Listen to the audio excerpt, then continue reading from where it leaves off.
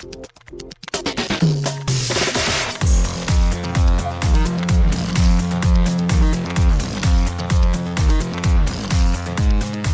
and welcome to Too Fast, Too Forever. There's all kinds of family. We chose this one. This is episode 388, Life in the Fast Lane, number 38, covering Tokyo Drift, minute number 4. I'm Joey Lewandowski. I'm Joe, too. Joe, this is an exciting episode. We are recording in the Fast 10 Part 2 era. It seems like there may be... Yeah, we got a picture. We got a picture this week, right? We'll cover that a little bit later. At some time. I don't know when. I wonder if that's on the Vinstagram. I saw that you quote tweeted it. So yes, we got to see if it's on the Vinstagram when we run the Vin a little bit later. If not, we're going to have to go find it up. We also have some other news. Got some emails to read, all sorts of stuff. But we're going to kick things off first and foremost. Also, this hits the main feed on December 31st, New Year's Eve. We'll be on the Patreon obviously a little bit earlier. Is your favorite thing, is it still good or do they defang it? No, we watched it last year. It's still fun. It's like they still get kind of crazy, but not super crazy. Okay. So like it's still fun. I like it. I'm going to watch it again this year. Okay. So check out CNN's New Year's Eve special starting at like 7 or 8 or whatever, just sometime. And watch Strange Days, right? And watch Strange Days, listen to our episode. Yeah. Watch Zac Efron's movie New Year's Eve. Listen to our episode where we do a countdown at like some weird time in the middle of it. So we had all sorts of New Year's Eve content. But first, let's go to the Tokyo Drift minute 4 in our minute by minute breakdown.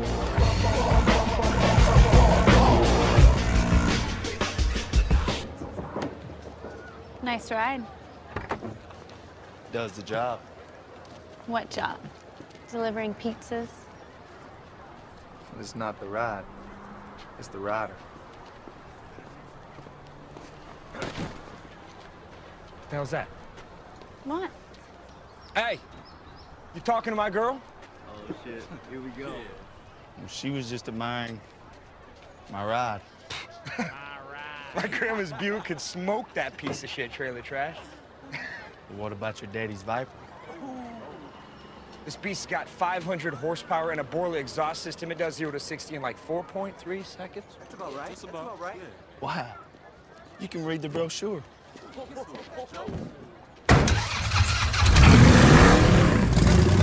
So in this minute, Sean walks to his car. This is also like the actual first start of the movie, which is exciting. The song ends. The 6 Days remix by DJ Shadow ends. So in this minute, Sean walks to his car, which is parked next to a red Viper, where Cindy paints her toenails. Sean and Cindy talk about Sean's car. Clay comes over, confronts the both of them. Egged on by his fellow football goons, Clay talks about how fast and powerful his car is. Sean mocks him and drives off as the minute ends. And we know there's going to be more conflict in the next minute, but we have not seen it yet. We have not seen the baseball thrown by the footballer. No, we have not. What we have seen here is a nice callback to the first movie regarding reading the brochure of the manual. Yes. And also, we see Cindy's underwear, because what's the Fast and Furious movie without a gratuitous upskirt shot where just a little gust of wind blows and goes, oh. But I think we've talked about it before with Brian that, like, it's kind of creepy. She's 16 in this, She's a right? high schooler. Mm-hmm. Yeah. I will say I did some research on Cindy, who's played by Nikki Griffin, who I will get to in a minute. But Joe, what did you find? Because there's some cars, there's some stuff. What did you find in this minute? There's not really much like signs and stuff in this one, but I got all the cars in it, the Viper, the Mustang that's next to them, license plates. But the most fascinating thing to me when I was watching this is that she specifically is using pink nail polish.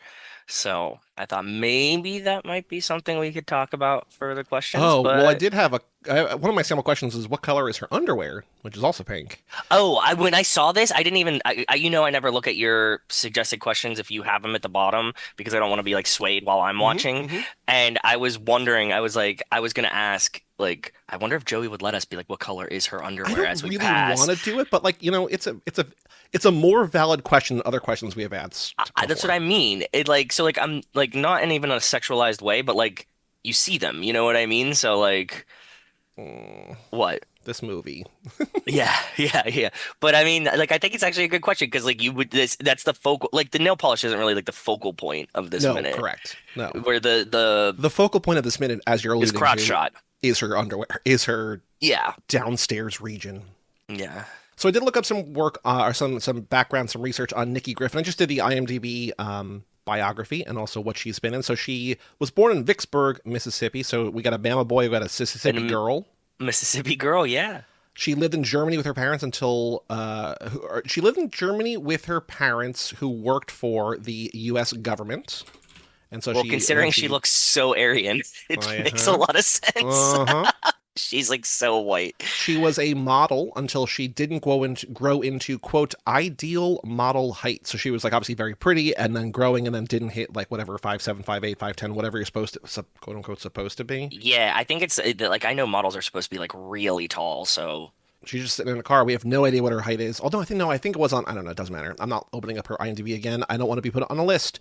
Her first role was as an uncredited extra on Dawson's Creek, but her breakthrough role 1 year before this movie was in the 2005 film The Dukes of Hazzard, which all I remember, but I've never seen, was Jessica Simpson in. I was going to say Dukes. Jessica Simpson's in it. Yeah, that's what I remember from that too. I don't think I've ever even seen the movie. I just remember Jessica Simpson in Daisy Dukes. Like she had a moment. Yep. Okay. But in that movie, apparently, she plays a love interest or like an object of affection for both Duke brothers. So, oh, cool. Even though Jessica Simpson is there, we got Nikki Griffin as lust after by both Duke brothers. Her first recurring role, she was in 7 episodes of The OC. She was in 1 episode of CSI New York, but not SVU. So I looked for you. She was in 1 episode of Entourage. No, CSI is different. I know, but I'm still like, it's in the ballpark of, you're right. Okay, fair. Yeah, I get what you. Whatever. Yeah. And that usually, if you do one, you did the other kind of situation. Yeah. She was in 1 episode of Entourage as E's date and 4 episodes of The Young and the Restless. She's still acting. She was in something 2 years ago, but she has moved into a role of talent manager at the management group that first launched her acting career. And wouldn't you know it, this girl, this model, failed model, maybe, is a geek. She's written for Geek Magazine and Marvel.com. This is every girl that my friends imagine they will find to date. She's beautiful and she loves comic books. Yeah. I was like, where's the babe that loves Marvel? In the back of a car, in the back of her boyfriend's daddy's Viper. I think that as we... never mind. No more disparaging comments. I didn't write down any of the, like, I just called them football goons in the dialogue and in the clothing, because it's just like, they're just like, but I do like that listening specifically closely to the dialogue. Like, obviously I know, like, the big things from this, it's not the ride, it's the rider, my grandma's Buick, it's smoked up piece of shit trailer trash. Like, there's lines from this that are very memorable, but there's just like... The one that hits me, I have one that specifically hits me. You can read the brochure, or which one? No, it's delivering pizzas. What job? Delivering pizzas? No, just like the delivery of pizzas. He says it like that. What I do like is the football goons just like hearing their like chorus. Like, it's very almost like Shakespearean, which is like there's like a Greek chorus. And he's not Greek, but old timey plays were just like, oh shit, here we go, yeah. And they're like, oh my right. Like, they're just so dumb and they have nothing really to say, but they're just... That's about right. That's about right. Yeah, it's like, okay, they're certainly football kids. Yeah, they're playing good dummies as backups. I like it. So I have 4 potential trivia questions. Is there anything else before we get there, though, that you want to cover that we've not mentioned yet in this minute description? Yes. It's something tangential. Okay. Was looking up the Borla exhaust things because they were fun to just watch, and I just wanted to like see like what options. Is that a brand that you knew other than Tokyo Drift? Yeah, so Okay. that's what I was gonna say. This like part of what I was gonna say is like when I was like across the street from the Porsche dealership, the like really big aftermarket exhaust company was Tubi, and Tubi only does like Porsche, Lambo, Ferrari, like high end aftermarket exhaust. Borla Okay. does like more, like you can get them for a lot more of a variety of things. Like a lowly Dodge Viper? No, not like lowly, but like less like European sport Sure. cars. I was watching like videos of the same cars with both the exhausts on them. They sound pretty similar. So that was cool.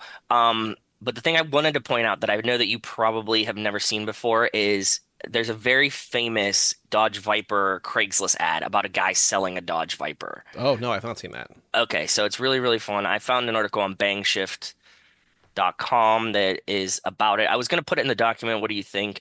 But it's just like this guy's Craigslist ad, and he's like just talking about like this car will kill you. Like if you're like he's like this is a demon on wheels and like blah blah blah blah blah, and it's just like him selling it, but it's like this is terrifying and like you might die in this car. So if you've never read it before, I recommend you go check out the Dodge Viper Craigslist ad. Yeah, throw it in there. I just put a spot for you to put that under the Dodge Viper. I think that's cool. Yeah, I think it's pretty fun. So I was gonna put it in that. Did we link Jimbo Shrimp Shack, like the history of Jimbo Shrimp Shack, or do we not? I don't remember, bud.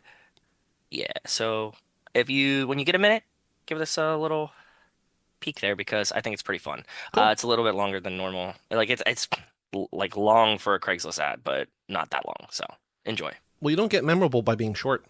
Exactly. Or a model job. So Oh, wow. Bringing it all back. So I have 4 potential trivia questions. I don't know if I like any of them, all of them. I don't want to do more than one because I think this is like a relatively unmemorable minute. But and this also goes to one of your favorite lines, what quote-unquote job does Cindy say Sean's car is able to handle? Delivering pizzas? I think that's a good question. That's a top contender for me. Also, there's the, like, if people overthink it, they can think back, like, Streets Closed, Pizza Boy. It's just like, is it pizza again? Like, it can't be pizza again, right? It's got to be something else. Yeah, but there's not many, like, car jobs. Delivery jobs, yeah. Yeah, so that's why Delivering newspapers, we'll figure it out. We'll come back to that. Okay. What kind of exhaust system does Clay's daddy's Viper have? It's a Borla. That's a fair question. Very fair. We could do Borla 2B. We could do a couple more. It's tough, but yes. What jersey number does Clay wear? 13. We talked about that in a previous episode. That's also another football thing, school thing, which seems not great. And then what color is Cindy's underwear or what color is Cindy's nail polish? Both of which are pink. So which of those one, or another question, but pick one to use for this minute. I think I've narrowed it down. I would go either between pink, which I like, because I think that's very, very memorable, or Borla, and we could do either one of those. Let's do. I think to not get canceled by the people who don't take this quiz, I'm going to get rid of the underwear question, and I'm going to say what totally type of, fair. So we got Borla. We could do Motec. How do you spell Tubi? Tubi. Like the streamer? Yeah, Tubi Sport. Wow, Tubi style. Okay. And then what is give me a fourth. Oh, I need to think of one. Let's see. Aftermarket. Or we could just do 3. No. We'll come up with another one. Also, while you're thinking about that or while you're looking that up, we need a name for the minute. Not necessarily the name for the episode, but a name for the minute. Do we want to... Oh, MagnaFlow. MagnaFlow? Yeah, MagnaFlow is a very popular one. Let's add MagnaFlow. I don't think they make them for Vipers, though. But yeah, that works for me. Look, I've never heard any of these things before. I'm not going to know. Yeah, that's okay. Fair enough. Wingman Wola will know, but I won't know. What do you want to name the minute? Oh, are we doing it immediately? We got to name the minute. We don't have to name the episode. We need to name the minute. I really want to name it because we're recording in today's Festivus, and I had Seinfeld on this morning for a while. I really want to name the minute. You mean the panties your mother left out for you? Do you remember that episode of Seinfeld? I do not, but I will look it up. Hold on. There was an episode where Jerry is like hooking up with a girl and he's like, yeah, then we got into like dirty talk. And then like I said something and she just stopped. Like the episode they find out that Jerry said, she's like, oh, do you like my panties? And he's like, you mean the ones your mother left out for you? And she's like, that's gross. Why would you ever say that? That's really disgusting. He's like, I don't know where to stop. I've never done this before. Like, what are the limits and rules? I don't know. So minute number 4, Fastlane. Well, not necessarily Fastlane, but minute number 4, you mean the panties your mother laid out for you. What kind of exhaust system does Clay's daddy's Viper have? The answer, of course, is Borla. Right? Is that a good minute title? I can't come up with anything better. That was just the first thing I thought because there's so much panties in this one, right? I mean, it's fine. I don't know if I want to put an episode on all streaming platforms that says panties in the title, but we got time. We got room. We got wiggle room, so we're fine. Yes. Okay. Cool. Next up, after the Fast and Furious minute, is on the streets news about the Fast and Furious. I did want to say we are still in the month, so it's good to catch. But December 1st was our birthday. The show started 7 years ago on December 1st. I did not know that. That's really cool. Mm-hmm. That was December 1st. I think Channing was December 11th, RIP. And then Gosling was the 21st. It was like every 10 days, and then this just took off, and so we went for that. But... cool. Happy birthday to us, bud. Happy birthday to you. Did you know that Ludacris went on jury duty and was not recognized? On the show or actually... No, like actual, like real jury duty. How would you not recognize Luda? He did this video on TikTok. We don't need to put the audio in here, but, you know... Oh, he has a mask on. Yeah. But also, like, you know, Chris Bridges, juror Chris. It sounds just like him, though. You would think. You would know. But I guess you know what? If you're like in Atlanta, he kind of sounds like every other Atlanta. Like, I mean, if like Ludacris was like in a room with me here, I would be like, oh man, that's Luda. But like if you're in Atlanta and there's like a bunch of dudes that kind of all sound like Ludacris, you'd be like, Also, people don't want to be at jury duty, although the show jury duty is like, hey, aren't you that guy from that TV series? Like, aren't you James Yes. Marsden? Right? So Yeah. like, maybe you would think, I don't know. I got summoned for jury duty recently, and I keep telling Rachel I'm trying to get out of it, and she's like very shocked that like I would not want to participate in this, and she's like, jurors need people like you, and I was like, that's the last thing I ever want to do. So I said that I'm just going to tell them I hate this whole thing, and like I would definitely not be able to morally commit to sentencing someone if I disagreed with the crime, and I think I'll get out of that. There is a way. new Clint Eastwood movie on Max called Juror Number 2, which was very, very, I think, briefly in theaters, but not really. It sounds familiar. Okay, go ahead. It just came out 4 days ago as we're recording, like this past Friday. I think I And saw it on Max or something. Yeah. The not spoiler, but like the plot is that Nicholas Hoult he's Nux in Mad Max. He's also going to be in the new Nosferatu movie. He was in Renfield. He's a bunch of stuff. He is summoned for jury duty. His wife, Zoe Dutch, is about to have a baby. And he's like, I don't want to go because, my wife's about to have a kid, but he still gets selected. And over the course of the movie, as he's like listening to the case, he realizes it's like a hit and run, or it's an assault Okay. and death of like the case is that a boyfriend got drunk, belligerent, beat and killed his girlfriend on the way home from a bar. But it becomes evident over the first like half hour of the movie or 40 minutes of the movie, whatever, that Nicholas Hoult might have actually hit this girl with his car. And so He might be the one. He's on a jury deciding the fate of a guy that he might be responsible for the crime. Oh, that's fun. That's a cool Interesting. premise. A very cool premise. The movie is good. I wouldn't say it's great, but I would say if you have Max, you want to watch it, I appreciate the recommendation. That's pretty cool. In other news, Jeopardy fans stunned by hilariously wrong answer. Quote, my husband and I were dying laughing. Oh, what is this? So there was an episode in the $800 clue on the movie map. A 2006 sequel, The Fast and the Furious, blank drift. Oh, no. And they all got it wrong? Well, the first guy buzzed in and said, what do you think he thought it was? Fast and What Furious is- blank drift. Like, it's a thing. It's not a Fast and Furious thing, but it's a thing.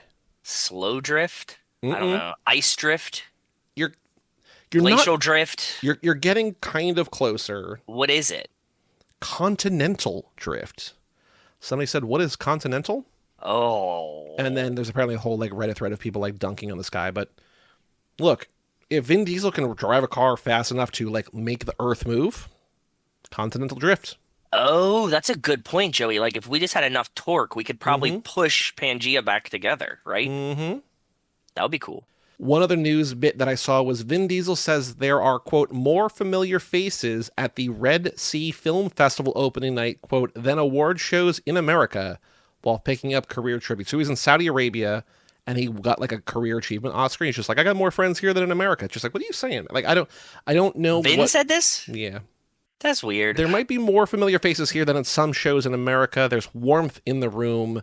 Vin Diesel pointed out Will Smith saying his colleague was, quote, having so much fun at the festival. I mean, it might have just been saying things, but it's also like, are you bad-mouthing Hollywood or are you just like saying nice things about Saudi Arabia? I don't know. Maybe he's trying to get that good Saudi money for the next fucking movie. Oil money. Probably. Other than the picture that we posted, is there any news that you've seen in the last couple of weeks? Not at all, actually. Not at all, at all. I don't, other than the picture. That's the only thing that I was thinking or saving for this, so. So I don't know. It doesn't look like it's actually on his Instagram. So why don't you recap or describe the picture? Because we quote tweeted on the Too Fast X account, but what is it? Who's in it? What is it? It is a picture from Fast Family. It says Vin Diesel, Ludacris, Michelle Rodriguez, and Larenz Tate on set for Fast 11. And it's all four of them posted up together, presumably in their like Fast and the Furious outfits, because Michelle is in like a tank top and Luda's in like a full matching bodysuit, and Vin is in a white shirt that looks like he should have been mechanicking in it because there's like a stain on the side of it. So I'm guessing that this actually is them like in costume, like not just even meeting up on set, but like we're shooting, you know? So Larenz Tate Who is that, by the way? I was going to ask you this. He's best known for because being Rocket in was talking about it. He was Crash, Love Jones, Ray, and Menace to Society. So stuff in the 90s. He's in the show Power and Power Book 2. He was in 10 episodes of Game of Silence, not Game of Thrones. Like he's like mostly he seems like a TV actor, been in a bunch of movies too. Very successful career. I don't know him by name, but he was never announced. Like Fast 11, or this is hashtag F11 on the official post, right? So it's possibly a new title. You're not at home right now, but can you make a mental note? Hashtag F11. It's not an official title. I guess Vin didn't use it. It was just posted by Fast and Furious, so we shouldn't. Yeah, it's Fast Fam. Like we're looking for the ones that Vin posts. So I would like to include it as like a starred one when I get home. But yes. So this was posted 3 days ago or 4 days ago, and someone posted it to our Fast and Furious on Reddit and just said Larenz Tate joins Fast 11, and like. The movie's not listed as IMDb. I don't know who people are just like, is he in this movie? Like, why are they adding more characters? 100% the point that I wanted to talk about. Remember, every time we do this, we go, man, I can't believe they keep adding people and not taking anybody away. So it feels very strange again that we're adding someone and not taking anyone away. But alas, we will see how Vin does. One of the top comments on Reddit says, did we just get spoiled that Tej and others survived? I'm shocked, I tell you. Because, like, he's in this. Remember, Michael Moser told us they were super dead.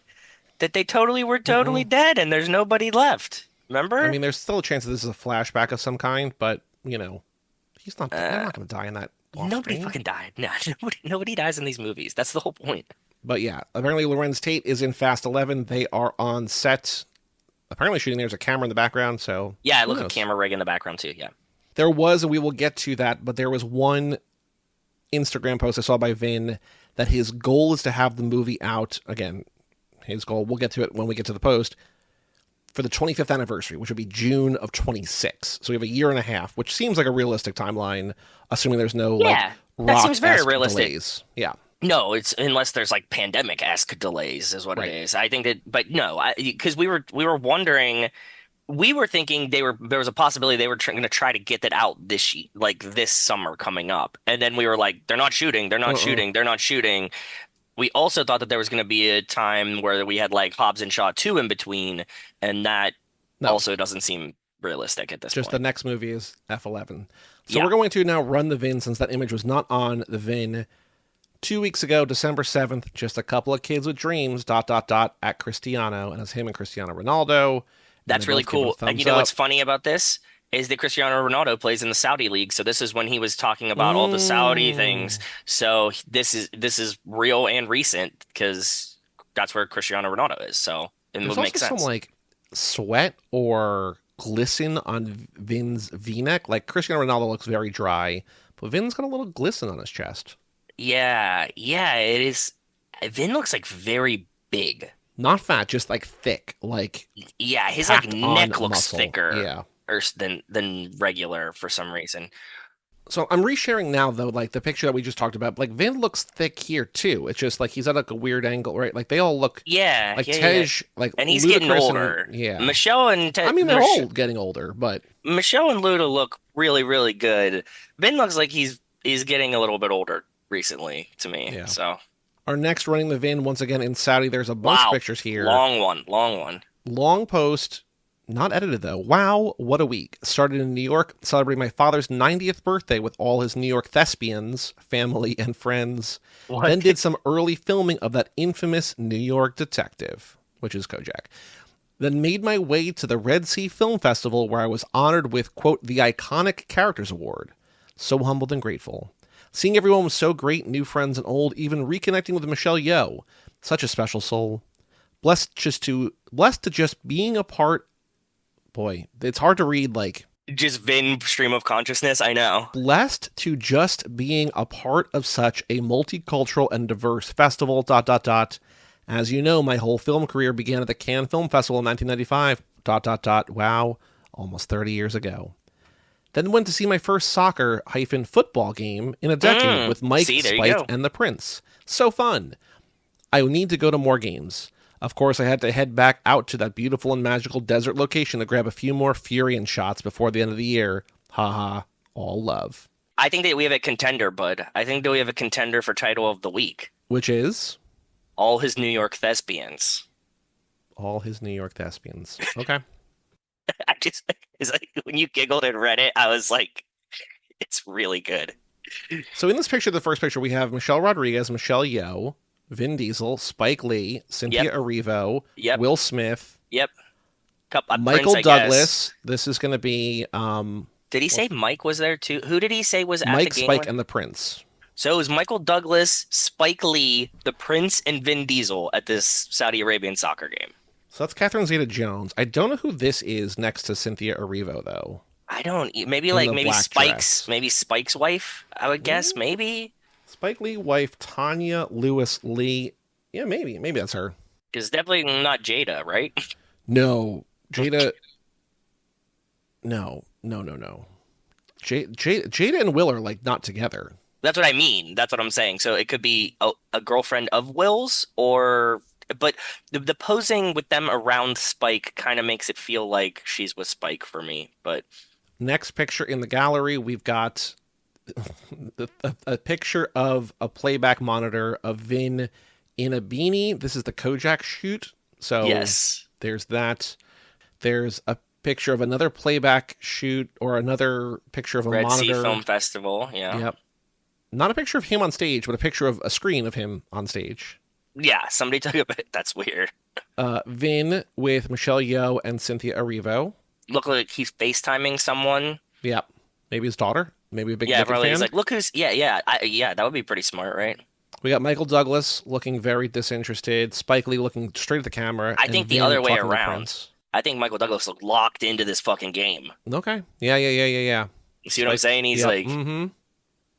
We've got. Oh, this is a video of just wind. I don't need to put this in there. No.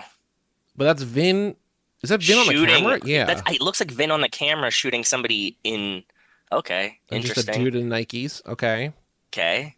And then Vin, I saw this picture. Vin holding the camera with his ripped bicep.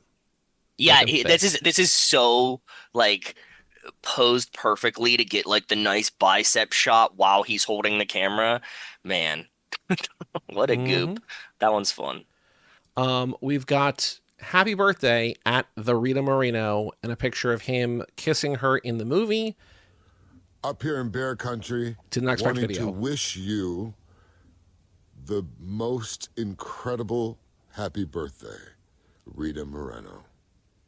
That's also Thank you for joining the mythology. Thank you for playing that incredible role of Abuelita that no one else in the world could play. What? What the fuck is this? We're all honored that you are a part of the Fast family. He looks high as shit in this Abuelita again. of the Fast family. He's stoned as shit. 93 years old. Yeah, you never cease to amaze me. Happy birthday, Rita.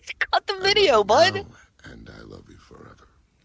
What was that? Okay, I also, for a contender, Up Here in Bear Country is a good one. I wouldn't even mind if we do like a Up Here in Bear Country / with all of his thespians. With all of his New York thespians.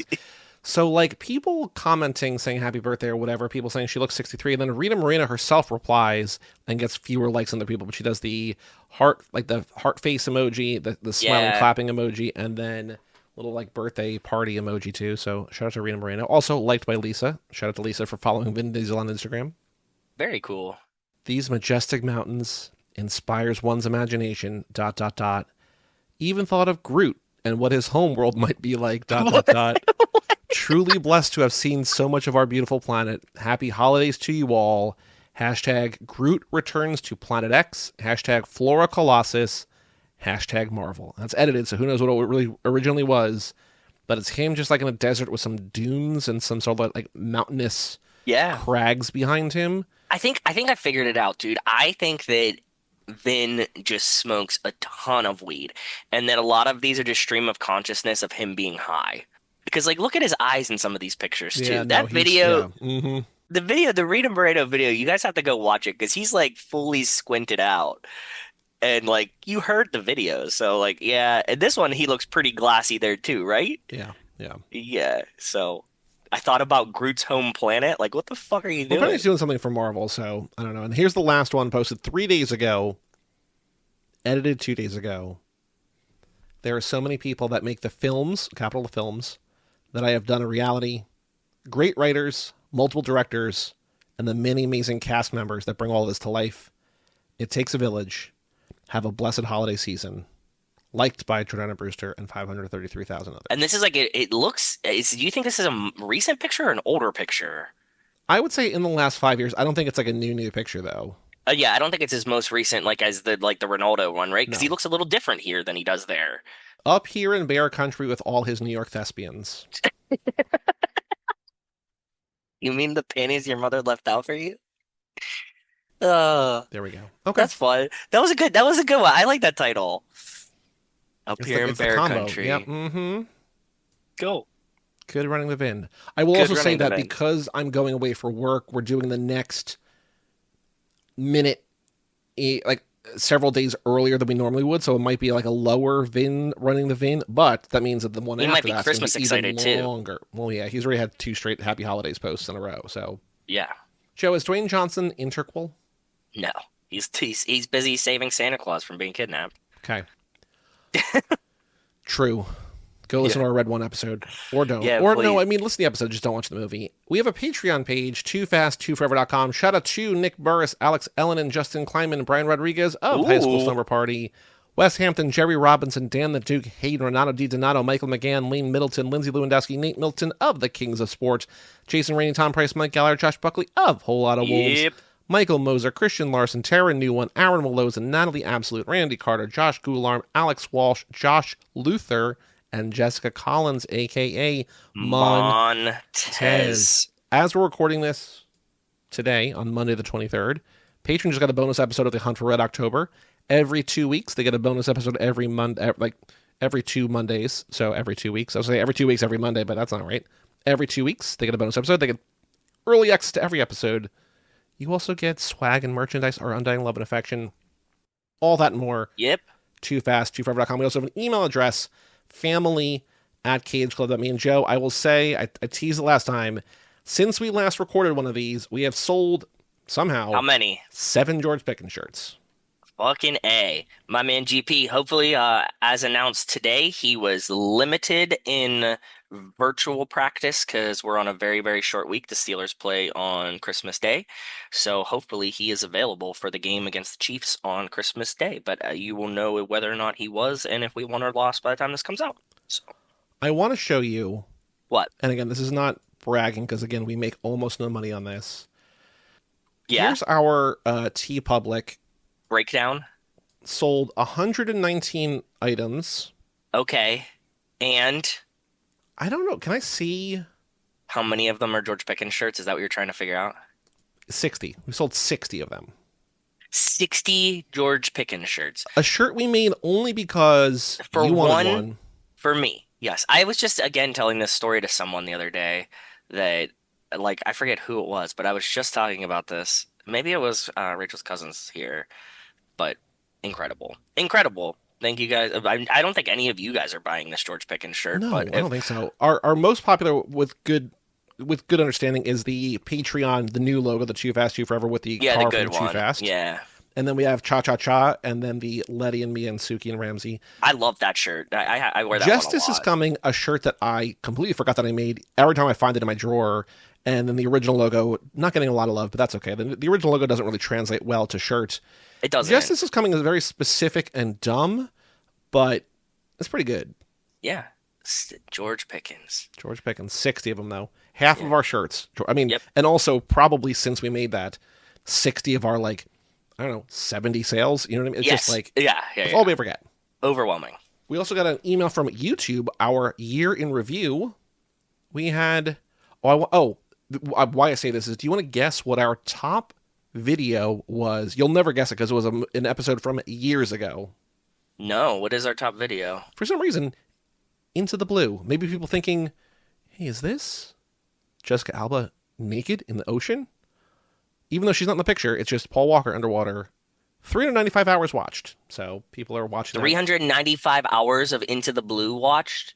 Yeah, That's I mean, insanity, we dude. have like 50, like we have so many subscribers who like don't watch this. I don't understand it, but I don't don't know. understand how people interact with. Oh wait, no, sorry, we made an 8th George Pickens. Okay, sorry, I missed one. So 8, 60 total, but 8. 8. I don't understand how people use our YouTube. I know that like Rocket and other people like listen like genuinely on there, but then like people just click expecting this movie, but still 395 hours means that people are like watching at least more than just like, oh, this is not the movie, and then clicking away. That's what I'm saying. Like that, because it's full episode length, even if that's like an hour and a half, 2 hours or whatever it was. Mm-hmm. Like it's still like, cut that number in half and figure out how many people listen. That feels insane, but okay.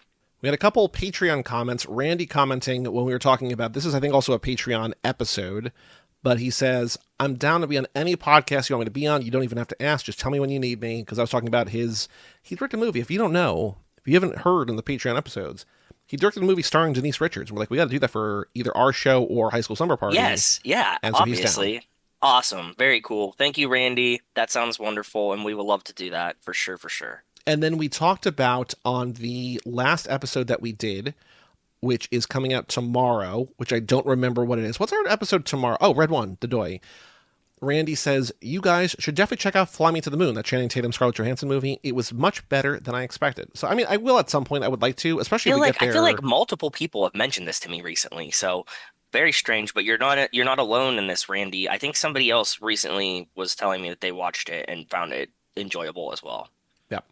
Then we have a few real emails. Not that those other aren't real emails, but people have emailed us, family@cageclub.me. If you want your email read on the show, we're recording, I don't know. It might not be on the next Fastlane, but maybe the one after that. But email in family@cageclub.me and we will read it on the show. We have one from Jerry Robinson, subject line, new system. What's up, Jerry? How are you doing, bud? And I was like, is this going to be like a car thing? Not a car thing. It's a listening and watching thing. Okay, what is it? Hey guys, hope everything is well. I'm taking a lunch and smoke break, so ripping that ganja so I can email in. Just like Vin Diesel before you post to Instagram. Love it, bud. Just took a vacation. I'm going to Disneyland and California Adventure. It was fun yet tiring. Yeah, I like Disneyland, but yeah, I can see how it can be tiring. I'm working on a new email system to get me more involved besides the occasional email. Here's what I'll do. Okay, what are you going to do, bud? Fast and Furious watch in chronological order. Okay. My thoughts, reaction from a YouTuber and link, car I like, car I didn't like, how many races were in each movie. Oh, fun. Fun. I like that. I like hearing from you too, bud. So anyway you want to respond. And if you guys don't, that's also fine too. But I like hearing from you guys, so. We have 2 emails back to back. I think one is just like a clarification or a quick, one thing to add. But Alex Walsh sends in the 12th lap of Almost Christmas. So Alex listened and finished, I guess, lap 12. Yeah, the 12 days of Christmas. How many birds did you get when you listened to the episodes there, bud? That's always like my favorite joke. It's like, if somebody gives me 293 birds, I'm not fucking letting them in my house for the, Here's a bit of trivia that I found out from, this is also Christmas trivia that will be dated by the time this comes out on New Year's Eve. But my mom was doing like a trivia thing with like friends of hers this week. And she said, what is the total number of gifts received in the 12 days of Christmas? Yeah, that's what I was talking about. I saw somebody else break it down too. But do you know the number? No, how many is it? 364. Yeah, but that also makes sense just by what factorial, right? Mm-hmm. Yeah. Isn't factorial like 12 times 11 times 10 times 8? Or I don't know. Who knows? Yeah. What's the one for addition as an order up? I don't know. There's a word for it, I think. Man, we just went way deep into high school math class, and I don't remember what the fuck that was. But okay. Factorial for addition is not a standard mathematical term. I don't know if there isn't one. But you knew what I meant. Yes. Yeah. Yeah, okay. Okay. Alex writes in, a momentous lap. I have now reached the point where I discovered the show and watched Fast 10 for the first time since I saw it in theaters, given my weird insistence on only watching the movies you had available at the time of the episodes I'm listening to. Okay. With the slower pace of the minutes and the fact that that's at this point in Too Fast, Too Furious, or maybe Too Fast, Too Forever, I don't know, he says 2F, 2F. Most of them were just car chase scenes. I don't have much in the way of notes here, but the Lance Barnaby discovery was goddamn delightful. God. Okay, good. I'm glad you finally got to Lance Barnaby, but that was a fun one, for sure. He says, I love the chaotic energy of the Montez lap overall and can't wait for another Montez minute if they ever actually release Fast 11. Oh, yeah. Wow. I forgot about that. Oh, I don't. It's in your master document. I love it. In like my what do we do on each episode to make sure I don't skip things? One of them on every episode is just the Montez minute that I skip over if she's not here. Mm-hmm. Yeah, exactly. The biggest standout for me, though, writes Alex, was the grand irony of Joey clicking on a Screen Rant article in hopes of getting an actual answer when researching Rita Ora's line, "Don't bite the bait" in 6. I think it was back before we didn't realize that Screen Rant was Screen Rant. I mean, I think we always realized that Screen Rant was Screen Rant, but we had hope that it wasn't just constant trash, and we learned that it's just constant trash. The lap itself is almost secondary to the addition of a new movie to the rotation, FX. I enjoyed it, but I think I had kind of messed with my own expectations, because I remember coming out of the theater thinking it was a solid step up from 8 and 9. Then upon rewatch, I liked 9 a lot more than I remembered, so I went into 10 expecting really big things. I definitely did like it. Momoa and Cena were a blast, but for most of the movie, it wasn't hitting the highs I thought I remembered. I started thinking it might actually sit below 9 in my rankings. Wow. Until the moment I had forgotten that knocked it out of the park for me, the big reveal of the dam, after all the insane, improbable, physics-defying moments, that actually this was Dante's plan all along. It's sort of the payoff to all the instances where we see screenshots or clips from the previous movies. Dante is the villain who has watched the Fast and Furious movies, so obviously his plan accounts for Dom crashing helicopters into each other, and Jacob having a cannon car, and the rest of the family getting Shaw to get them a plane from Dinkley, ? That embrace of the craziness really elevated the whole thing. Yeah, I like 10 a lot. Every time we rewatch it, I'm like, this is a lot of fun. I don't know if it's just because it's the freshest, right? But I still have enjoyable times watching it. So, and Momoa crushes, right? So it makes it much more palatable too, I think. So he says, Fast 10 random thoughts. I know there was some criticism of Jacob being so different from his portrayal in 9, but I think it's totally reasonable that a guy will have a different demeanor when he's trying to intimidate Vin Diesel versus when he's trying to be a reassuring presence for a kid, and it's fun. So who really cares? Yeah, true. Speaking of kid, I like that they just keep calling him Little B. I like to think that immediately after the barbecue in 8, Dom realized that it's kind of weird to name your kid after your definitely alive friend, but it was too late to walk it back, so they just decided to never actually call him Brian. Oh, I never thought about it from that perspective. I always thought that it was just a distinction between Brian. Like, if they were just like, oh, Brian, like you would be thinking of Paul Walker, so they call him Little B to distinguish him. But that's actually an interesting point too. I think I don't know. Maybe I subscribe to this one now. Maybe. I mean, it makes sense. It makes a lot of sense. Yeah, that's what I'm saying. Oh, going back to what we saw on the Instagram, Rita Moreno's speech at the barbecue makes sense from the perspective of an audience knowing that they brought a big name in to set up the finale of a long-running series.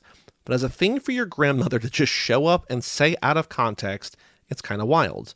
Why is she so insistent that nobody can take away the family? Does she have reason to believe someone will try? Yeah, you're so right.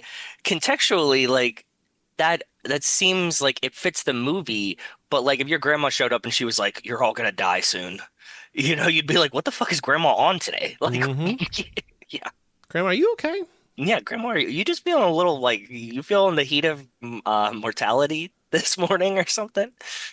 Alex says, my biggest letdown was the lack of further retconning of Han's quote-unquote death. Trying to hammer all the twists around that into a coherent story is one of my favorite parts of the series. And also, if you have not seen the Randy cut yet, that's the best part of the Randy cut. I guess Shaw's assumption that Han is there for revenge is confirmation that he wasn't in on it, but that's all the new info we get. Even Elle is suddenly gone. Yeah.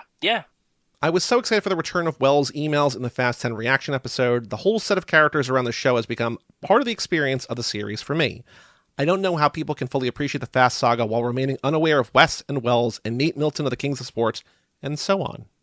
Oh, that's very cute. Yeah. We love our little family here too, and you can obviously tell that we have like a really good fondness for all of these people that come back as well, and they're all good dudes. So I'm glad. And he said, just hit page 2. I guess he writes this maybe in Google Docs or Word or something. So I'll shut up and do my first set of rankings. So he's never sent in rankings before. So here's the rankings. Okay. From big one. Let's go. Worst to best, or least favorite to favorite. But there's a split. We've never seen this before, and I'll get there in a second. So number 12, even though there's only 11 movies. Number 12, Fate of the Furious in Dead Last. Number 11, Fast and Furious, the fourth one. Okay. Number 10, Hobbs and Shaw, parentheses, first half. The first, okay. That's fun. That's Number fun. 9, Fast and Furious 6. Number 8, Too Fast. Okay. Then number 7, Hobbs and Shaw, parentheses, the Samwa part. The Samwa. Mm-hmm. That's fun. I actually agree. I think that the Samwa family part of Hobbs and Shaw is a lot of fun. I wouldn't have split them, obviously, but yeah, I can see why you did it. I like it. I respect it. I do Number too. 6, F9. Number 5, Fast 10, what you talked about before, about 9 versus 10. Yeah. Number 4, Furious 7. Number 3, Okay. the original. Number Yep. 2, Tokyo Drift. And number 1, Fast 5. Only 2 full laps left before I'm in real time, Alex. Well, I think, honestly, at pushing this point, on, like, we bud.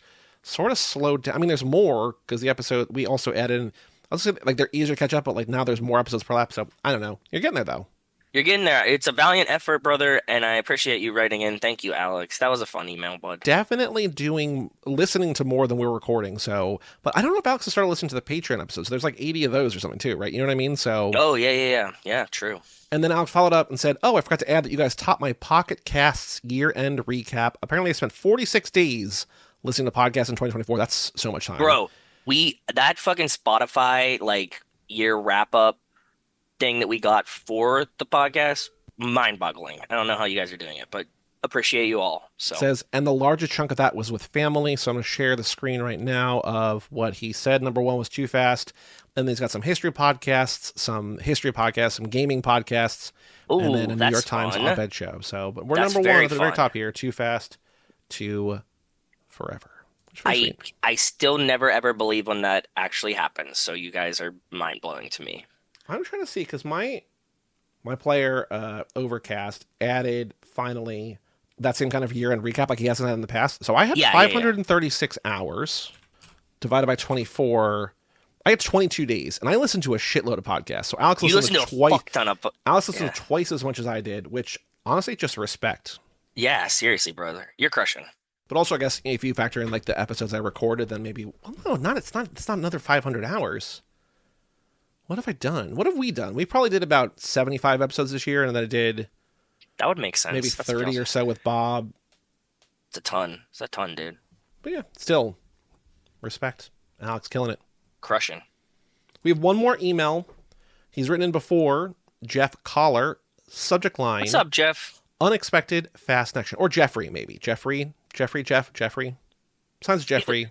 Whatever one you prefer. Pretend I said that, bud. I was getting casual. Familiar. Familial. Unexpected fast connection. Hi, Joe and Joey. What's up, bud? It's been a while since my last email. I'm still trying to catch up. I was going to title this one 8 below ... the belt, as I'm ankle deep in lap 9 now. Not bad for only listening to the car on the way to and from work. But things changed when I was watching an episode of all things, Hell's Kitchen. Okay. In season 12, episode 12, about 15 and a half minutes in, the blue team won a challenge and goes to a spa. I'll leave a space break here in case you want to go to the 15-minute mark and hear for yourself. Okay. They go to the spa, and there are hors d'oeuvres on the table, lots of them. I think you see where I'm going with this. One of the guys does indeed describe it as, quote, food all over Oh the my place. God, no. And No. Jeffrey says, do we now have our final answer on this? Well, that's not out of Jordana Brewster's mouth. So that's the only problem with But that's this. important. But it isn't important to add this contextually that we got a rogue answer of someone using food all over the place to describe it. So maybe. I know I was going to add my rankings in this one, but I haven't done a rewatch in a bit, so I'm saving it for now. It would also be Totally crazy fine, to get bud. 2 sets of rankings on the same episode. Like we get like Yeah. we get drips and drabs, which is nice. Like I like getting them every once in a while, but like to get 2 and we'd be spoiled. Yeah. We'd steal your shine with Let's not talk about it. Yeah. Yeah. There have been a bunch of things I've wanted to mention, but I'm sure you've realized them by now, so I'll fast track them. Feel free not to read these on air if you've addressed them. Well, who knows? I'm going to read them on air anyway. Yep. You wondered if James Bond drove anything other than an Aston Martin while talking about a, quote, dude, what's my car that was more famous than a Lotus. James Bond drove a Lotus. Easily the second most recognizable Bond car, parentheses, submarine car. Okay.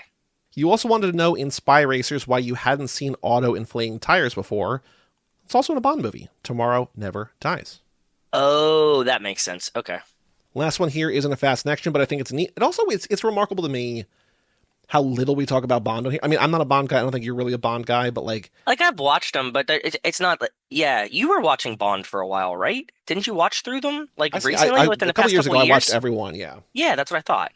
Like I turn them on. I like the Bond Pluto channel sometimes. Like I'll turn on them, but my dad watched the Roger Moore ones, but like I was never super into the Pierce Brosnan ones, even with the games. So Last one here isn't a fast action, Jeffrey writes, but I think it's neat and it does relate. In Okay. your Lone Wolf and Cub episode, you were talking about the bit about the air noise leaving the body. In his autobiography, Olympic fencer Aldo Nadi wrote about a match he had where his opponent's blade broke, then he heard a hissing sound. The piece had pierced his windpipe. When he put his finger over the hole, the noise stopped. Whoa, that's so scary. that is gross.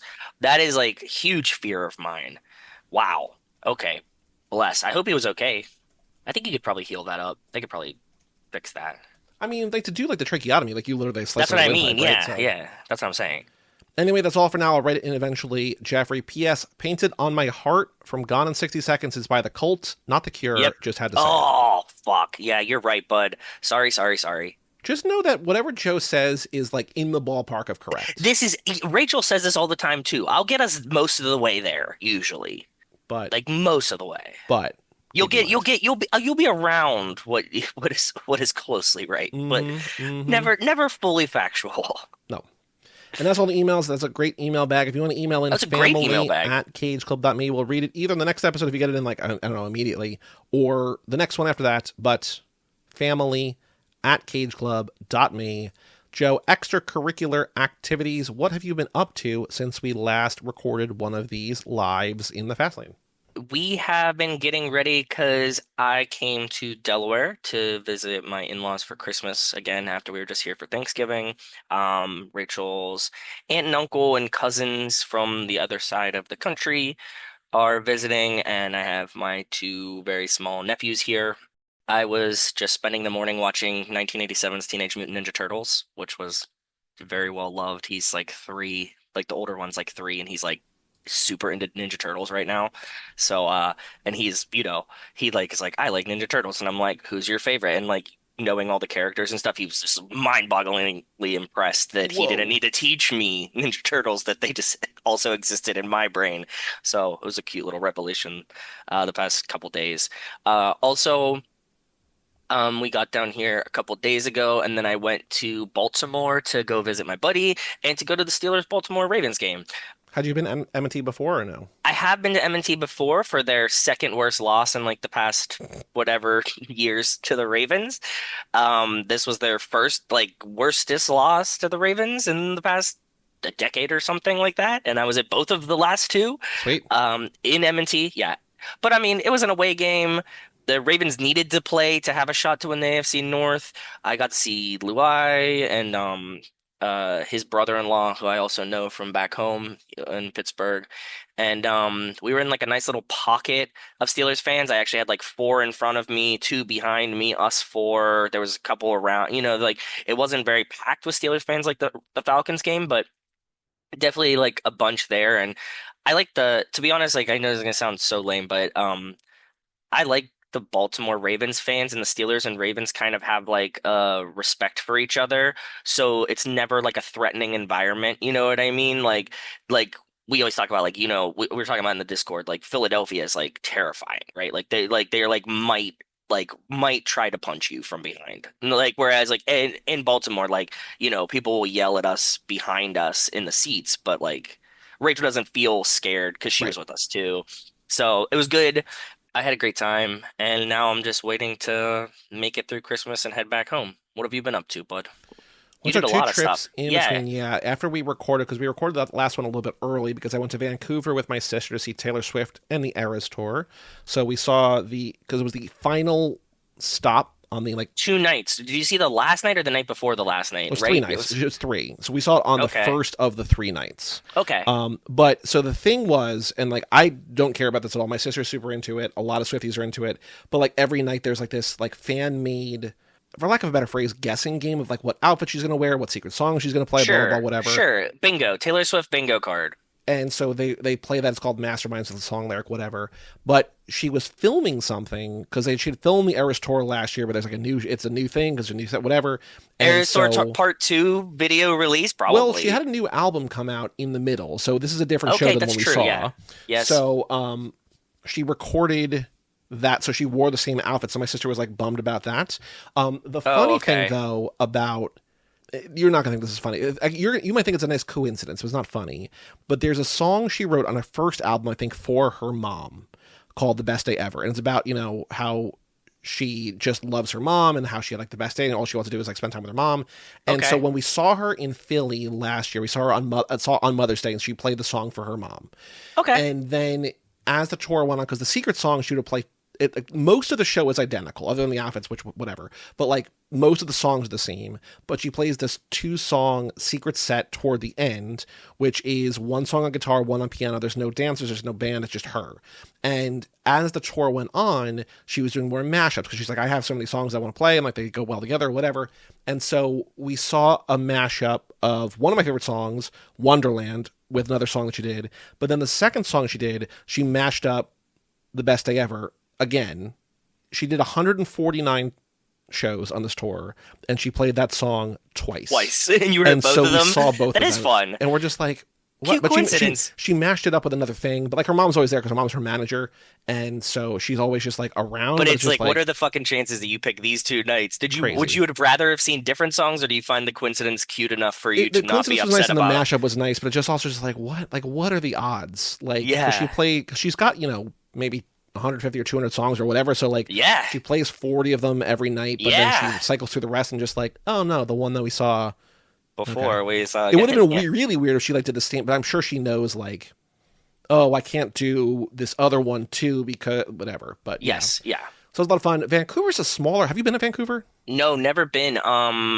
They sometimes go, Rachel's, considering they're here, Rachel's aunt and uncle live in Seattle, and sometimes they go to Vancouver when they do Christmas on their side of the country, like as a day trip. And my friend that lives in California, his wife is from Vancouver.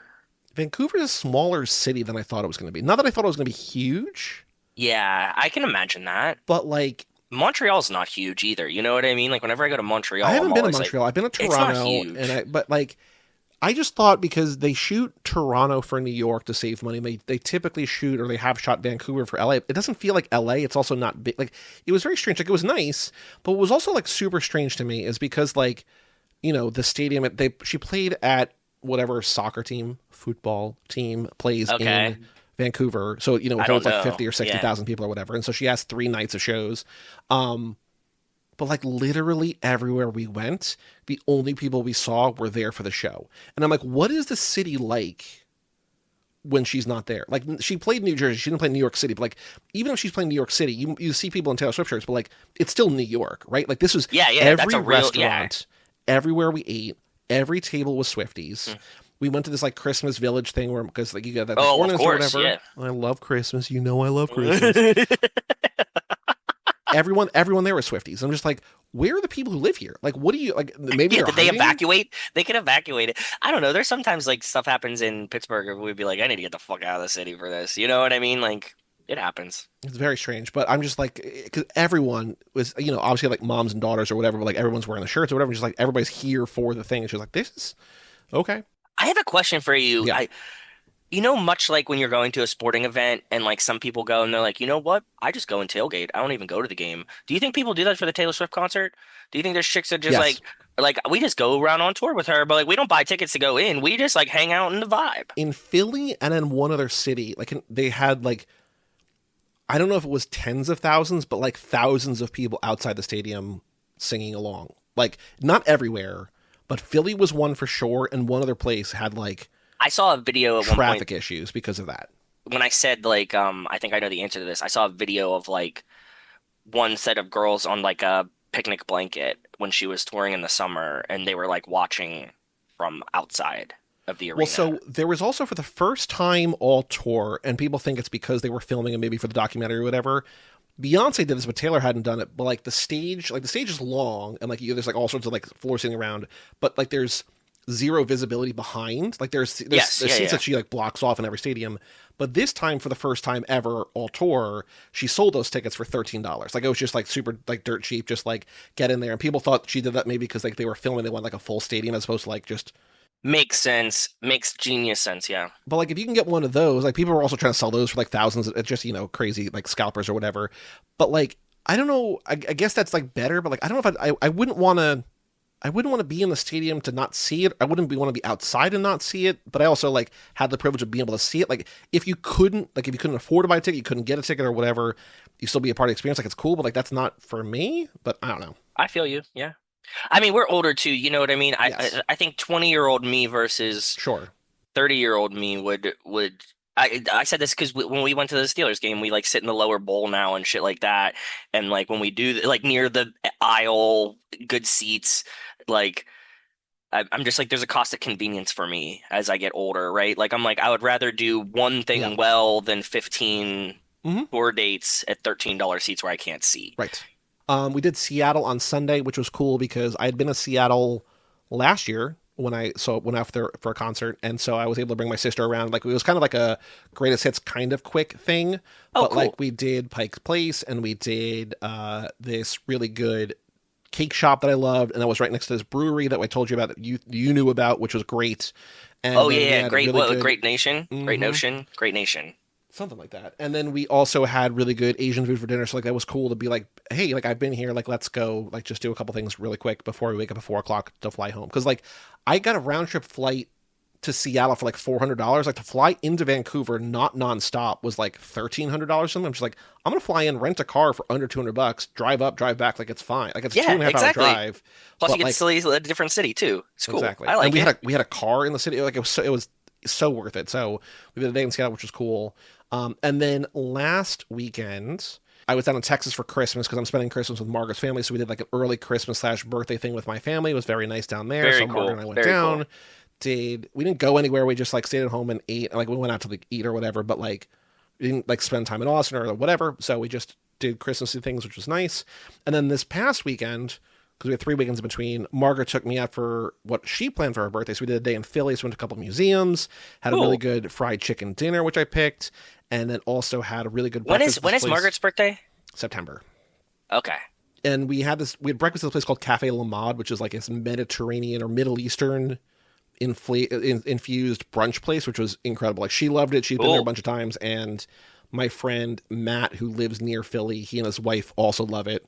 And I was like, okay, like the same kind of thing, which is like 2 different groups, 2 different worlds. They're both like, this is good. Yeah, I'm gonna have to ask you for this in noting at some point because I want to star it. I usually save all these recommendations on my Google Maps so that whenever I'm in a city and I pull it up, I'm like, oh, what is this? And then like I'll remember like, oh, Joey said that this was. I'll send you 3 places that we stopped at. Yeah, which is cool. Thank you, brother. I also saw a bunch of movies in theaters. I saw Y2K, which is the Kyle Mooney one where Y2K actually happens. You know about this movie or no? No, not at all. Kyle Mooney too? Kyle Mooney, nice. Maybe co-wrote it but directed it, and he's in a small part. It's an A24 movie. I think as we record this, it's out.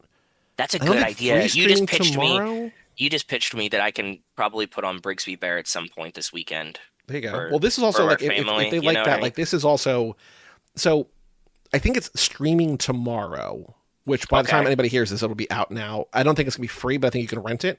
But it's set in 1999, and it's like, what if Y2K actually happened? Like the robots rose up. Like it's not as wholesome as Brigsby Bear, but it's a similar kind of aesthetic. I didn't love it, but I liked it a lot, which I think is worth seeing. I think especially if you like Brigsby Bear. I also saw Margaret and I saw Home Alone in theaters, which is cool. We also saw It's a Wonderful Life in theaters, which is both cool. Fun, yeah. And then yesterday, Bob and I went to New York and we saw The Brutalist and Nickel Boys, which are 2 movies that are both going to be likely nominated for Best Picture. The Brutalist is a 3.5 hour long movie about an architect in the 50s. And Nickel Boys is about these 2 young black boys who get sent to like a correction school, a reform school for like things they didn't do. And that's based on a book that we had covered for Lottery Pod. And both those movies are really good. I think The Brutalist is a little overhyped. If you've never heard of it, there's no hype about it. But like it came out of Cannes as like, this is like the movie to end all movies. And like, it's really good, but it's not like that. And the Nickel Boys, I think, is better. But they're both really good. I think they both are deserving of Best Picture. They're only in New York now, but they're both really good. Cool. I also watched Heretic, which is another A24 horror movie. That's the one with Hugh Grant, where the two young Mormon girls come to his house to like pitch him on Mormonism. Yes, yeah, I saw this one. Rachel and I meant to watch it, and we didn't get a chance to because we just couldn't busy. Really likes it a lot. I liked it. I didn't love it, but I think it's very good. I think it's, you know, even though like A24 hasn't been like I haven't like loved all of their movies. I think like they still don't put out bad movies, so it's still, you know, safe to go see things. But like if it looks good, it is pretty good. So yep. That's about it. I think that's all I've done. We're recording this on Christmas Eve, so there'll be some Christmas stuff and whatever. More to talk about next week. We'll do the next minute a little bit early. But anything else you want to say in this episode, which, as a reminder, is called Up Here in Bear Country with all his New York Thespians. But anything else you want to say before we pack up shop? No. I hope everyone survived, because this will come out after Christmas. I hope everyone survived the holiday season, and we made it. Mm-hmm. Enjoy New Year's, because you said this comes out on like New Year's Eve. For the main feed, it'll be on New Year's Eve. For patrons, it'll probably be out on Christmas Eve, but yeah. If you don't listen to it afterwards, I hope you had a good New Year's, and I hope that you're successfully hungover. There you go. For all things Too Fast, Too Forever, go to cageclub.me, facebook.com/TooFastTooForever, or at @TooFastTooForever on all the socials. Oh, actually, our next episode is Fast and Furious, number 4. Cool. Did not say that, but that's our next episode. Email us, family@cageclub.me. Check out our Patreon page at TooFastTooForever.com and our store at georgepickens.shop. And come back next week for Fast and Furious number 4. I'm Joey Lewandowski. I'm Joe, too. And we will tell you all about it when we see you again.